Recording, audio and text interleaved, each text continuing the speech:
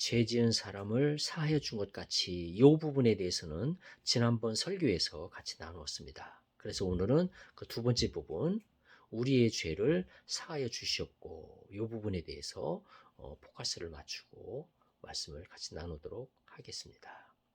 우리 주기도문을 크게 보면 어떻게 형성되어 있습니까? 첫 부분에 하나님에 관계된 부분을 나누고 있습니다.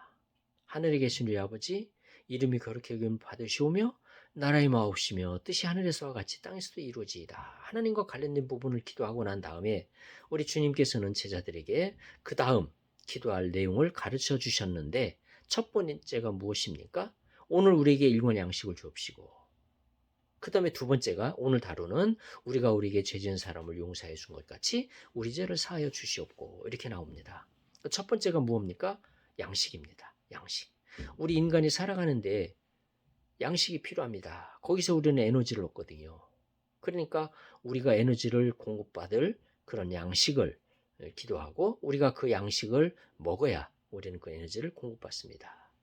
그러면 이 두 번째, 우리가 우리에게 죄 지은 사람을 용서해 준 것 같이 우리 죄를 사하여 주시옵고, 이 두 번째도 양식입니다. 이 두 번째는 어떤 양식입니까? 우리 인간의 영혼에 필요한 양식입니다.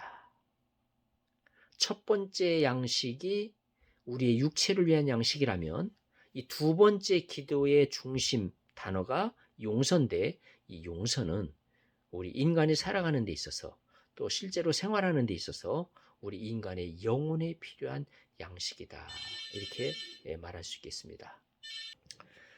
지금까지 말씀드린 것을 요약하면 육체의 양식을 위해서 먹을 것이 필요하다면 우리 영혼의 양식을 위해서 용서가 필요하다. 용서는 우리 인간들이 살아가는 데 있어서 영혼의 삶에 있어서 중요한 양식이 된다. 그러니까 우리 하나님께서 주기도문을 주셨을 때, 예수 그리스도께서 제자들에게 주기도문을 가르쳐 주셨을 때 처음에는 육체의 양식을, 두 번째는 영혼에 필요한 양식을 주시기 위해서 주신 말씀이다. 그래서 오늘 우리에게 일용할 양식을 달라고 기도했고, 그 다음에는 용서를 구하도록, 다른 사람을 용서하는 것, 그리고 하나님께 용서받는 것을 기도하도록 말씀해 주신 것이다. 이 모든 것들은 우리 사람들이 살아가는 데 필요한 양식을 이야기하는 것이다. 이렇게 말씀드릴 수 있겠습니다. 자, 그렇다면 여기서 질문이, 우리가 우리에게 죄 지은 사람을 용서해 준 것 같이 우리 죄를 용서해 주시라고 기도를 할 때, 만약에 우리가 우리에게 죄 지은 사람을 용서하지 않으면 하나님께서도 우리를 용서하지 않는다는 말인가? 이런 질문을 해볼 수 있습니다. 그런 질문이 바로 나오지 않겠어요? 맞습니다. 그런 질문이 나오죠. 어떻게 되는 걸까요? 우리가 우리에게 죄 지은 사람을 용서하지 않았어요. 그러면 우리도 하나님께 용서받지 못한 건가요? 이건 굉장히 복잡한 그런 질문이 되겠습니다만은, 이 질문은 우리가 다른 사람을 용서했기 때문에 하나님께 용서받는 거냐, 아니면 우리가 하나님께 용서를 받았기 때문에 다른 사람을 용서하는 거냐, 이 질문하고도 같은 것입니다. 이 질문에 대한 우리는 어떻게 생각을 해야 될까요? 성경에 보면 하나님이 우리를 용서했기 때문에 우리도 용서해야 된다, 이런 말씀이 또 나옵니다. 그렇기 때문에 이 두 가지는 다 필요한 겁니다. 사실은 우리가 다른 사람을 용서하기 전에 이미 하나님께서는 2000년 전에 예수 그리스도를 이 땅에 보내주시고 예수 그리스도로 하여금 십자가에서 죽게 하심으로 우리의 모든 죄를 갚아주시고 우리를 용서하셨기 때문에 사실은 이미 하나님께서 우리를 2000년 전에 용서하신 것입니다. 우리가 다른 사람을 용서하기 이전에 이미 사실은 하나님께서 우리를 용서할 수 있는 그 길을 다 만들어 놓으신 것입니다. 그래서 일의 순서는 하나님께서 먼저 우리를 용서하셨고, 그래서 우리가 다른 사람을 용서하는 거고, 또 우리가 다른 사람을 용서함으로 우리가 하나님께 또한 용서를 받게 되는 것입니다. 그래서 이 용서의 맨 처음 순서는 우리 하나님께서 시작하셨다는 거. 우리 하나님께서 먼저 하셨다는 거. 그러므로 오늘 우리가 이 구절을 생각하면서 용서에 대해서 우리가 집중해서 생각해 보아야 되는데, 이 용서를 하시는 하나님, 그분에게 우리가 이 시간 집중을 해볼 필요가 있습니다. 용서하시는 하나님, 우리 하나님은 어떤 분이신가요? 용서하시는 하나님이에요. 왜 그렇습니까? 우리 하나님은 그 본질이 사랑이시기 때문에 그렇습니다. 그래서 요한 1서에 보면은 하나님은 사랑이시라. 하나님을 그렇게 정의하고 있습니다. 하나님은 사랑이시다. God is love.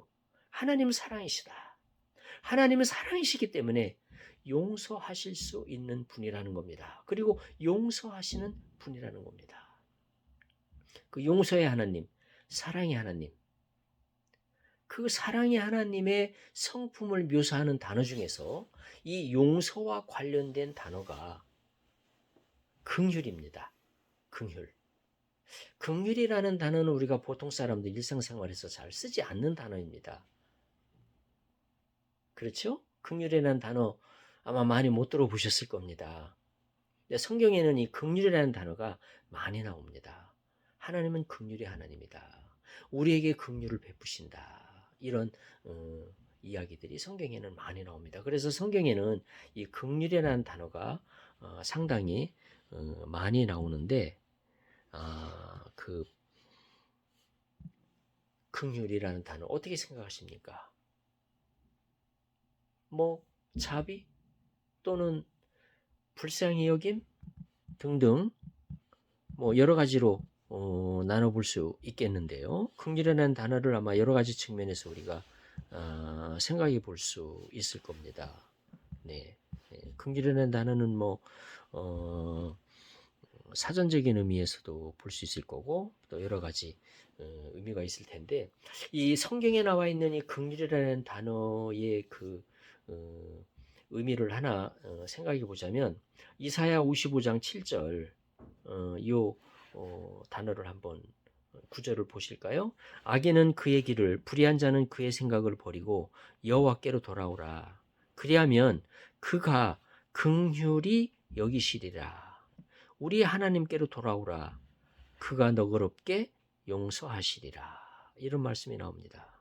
그러니까 이 말씀을 보게 되면 이 긍휼이라는 단어가 나오는데, 악인은 그의 길, 불의한 자는 그의 생각을 버리고 여호와께로 돌아오라. 그리하면 하나님께서 긍휼히 여기시리라.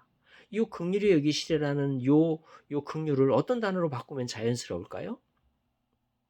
악인이, 불의한 자가 그 생각을 버리고 여호와께로 돌아왔어요. 그리하면 하나님께서 용서하시리라.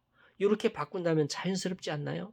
맞습니다. 그래서 성경에 긍휼이라는 단어가 나올 때 그 긍휼이라는 단어 대신에 용서라는 단어를 넣으면은 자연스럽게 연결되는 것을 볼 수 있습니다. 그러니까 이 긍휼이라는 단어와 용서라는 단어가 상당히 비슷한 개념을 가지고 있는 단어라는 것을 알 수 있습니다. 긍휼은 하나님의 성품을 묘사하는 단어인데, 그 긍휼의 성품을 가지고 있는 하나님께서 보여주시는 행동이 용서라고 볼 수 있겠죠. 그러니까 긍휼의 성품에서 용서라는 행동이 나온다. 이렇게 정리를 할 수 있겠습니다. 이 긍휼에 대해서 좀 더 우리가 살펴보면 이 긍휼이라는 단어의 히브리어는 라함입니다. 라함. 그 다음에 이 그 라함의 명사형은 라하임이 되겠습니다. 긍휼. 긍휼은 원래 형용사죠. 그래서 이제 그 명사형은 라하임. 그런데 이 단어가 어디에서 나왔느냐? 레헴이라고 하는 단어에서 나왔습니다. 이 레헴은 무엇을 말하느냐? 여자의 자궁을 이야기합니다. 여자의 자궁. 여자의 자궁을 말하는 이 레헴이라고 하는 단어에서 긍휼이라고 하는 단어가 나온 것입니다. 그렇다면 이 긍휼이라고 하는 단어를 우리가 알고자 한다면은 어떤 의미로 해석할 수 있을까요? 여자가 아기를 10달 동안 잉태하고 있다가 출산을 하지 않습니까? 그래서 낳은 자식에게 보여주는 그 어머니의 그 사랑을 뭐라고 합니까? 모성애라고 합니다. 그러니까 어쩌면 이 모성애가 긍휼의 의미에 상당히 근접하다, 이렇게 볼 수 있습니다. 바로 그 어머니가 자기가 낳은 자식에게 보여주는 그런 감정, 그런 느낌, 태도, 이것을 우리가 모성애라 그러는데, 그 모성애에 근접하는 의미로 볼 수 있겠습니다. 근데 실제로 성경에서 이것과 비슷한 그런 구절이 있습니다. 이사야 49장 15절을 보면, 여인이 어찌 그 젖 먹는 자식을 잊겠으며 자기 태에서 난 아들을 긍휼히 여기지 않겠느냐. 그들은 혹시 잊을지라도 나는 너를 잊지 아니할 것이라. 여인이 자기가 낳은 자식을 긍휼히 여기지 않겠느냐라고 말씀하시면서, 설령 여인은 자기 자식을 잊을지라도 나는 너희들이 잊지 아니할 것이라, 이렇게 말씀합니다. 이게 무슨 뜻입니까? 여인이 자기 자식을 잊을지라도 하나님께서는 우리를 대하실 때 잊지 않는다는 겁니다. 긍휼을 베푸신다는 겁니다. 그러니까 여인이 자기가 낳은 자식에게 보여주는 그 긍휼의 마음 그 이상으로 우리 하나님께서는 우리에 대해서 긍휼한 마음을 가지고 긍휼을 보여주신다, 그런 뜻이 되겠습니다. 그래서 이 긍휼은 바로 그 여인이 자기가 낳은 자식에게 보여주는 그 마음이 바로 긍휼의 마음이다. 그런 그 긍휼의 마음을 우리도 배울 때, 그런 긍휼의 마음을 우리가 알게 될 때 우리도 다른 사람을 용서할 수 있지 않을까, 이런 생각을 하게 됩니다. 또 우리가 다른 사람을 용서해 주게 될 때 우리도 또한 하나님으로부터 용서를 받을 수 있다는 것입니다. 참으로 재미있는 것은, 우리가 다른 사람을 용서하지 않게 되면 어떤 일이 벌어질까요? 우리가 다른 사람을 용서하지 않는다고 해서 하나님이 우리를 용서하지 않을까? 우리가 다른 사람을 용서하지 않았어요. 그럼에도 불구하고 하나님께서 우리를 용서하실 수 있어요. 그럼 어떤 일이 벌어질까요? 우리가 다른 사람을 용서하지 않고 미워하는 마음을 계속 가지고 있을 때, 그런데 하나님께서는 우리를 용서했어요. 설령 하나님께서 우리를 용서했다 하더라도 그 용서한 하나님의 그 용서했다고 하는 그것을 우리가 확신하는 데에는 어려움이 있지 않겠느냐, 이런 생각이 듭니다. 왜냐하면 내가 다른 사람을 용서하지 않고 아직도 미워하고 있어요. 아직도 복수하고자 하는 마음을 갖고 있어요. 아직도 그 용서하지 않는 마음속에 갇혀 있어요. 그런 상태로 있다고 한다면 설령 하나님께서 나를 용서했다 할지라도 그 하나님의 그 용서의 마음이 내 가슴 속에 구구절절 느껴지지 않을 수 있다는 겁니다. 하나님의 그 용서의 마음을 내가 느끼지 못하고 또 용서했다 하더라도 그 용서했다고 하는 확신이 우리 안에 들지 않을 수 있다는 겁니다. 그렇기 때문에 우리가 다른 사람을 용서하는 것은 하나님께서 우리를 용서했다고 하는 것을 확신하는데 필요하지 않느냐, 이런 생각이 듭니다. 설령 하나님이 우리를 용서했다 하더라도 우리가 그것을 확신하지 않는다면 우리는 그 축복을 누릴 수가 없거든요. 내가 용서받았다, 확실히 내가 용서받았다고 하는 그런 확신과 그런 그 믿음을 가지고 있을 때 우리는 그 용서의 기쁨을 누릴 수 있는데, 설령 하나님이 나를 용서했다 하더라도 그 용서하신 하나님이 믿어지지 않고 또 하나님께서 용서했다고 하는 그런 확신을 내가 가지지 못한다면 우리는 여전히 용서하지 못한 상태로 갇혀 있고 그런 마음으로 살 것이기 때문에 용서의 축복을 누리지 못하게 된다는 겁니다. 그런 의미에서 우리가 다른 사람을 용서하는 것은 대단히 중요한 일이며, 그것은 하나님께서 우리를 용서하신 것을 확신하는 중요한 방법 중에 하나가 된다, 이런 생각이 듭니다. 그래서 우리가 다른 사람들을 용서하는 것은 대단히 중요한 일이다. 그래서 우리가 다른 사람을 용서할 수 있도록 우리가 하나님의 성품을 알아가고 하나님의 성품을 배워가는 것은 참으로 중요하다고 말씀드릴 수 있겠습니다. 그 자기 자식을 낳은 그 자식을 향하여 가지는 그 여인의 그 마음, 여인의 그 사랑, 그것이 긍휼이라고 한다면 우리 하나님께서 우리를 보실 때 그런 긍휼의 마음으로 우리를 보신다는 겁니다. 이게 무슨 뜻입니까?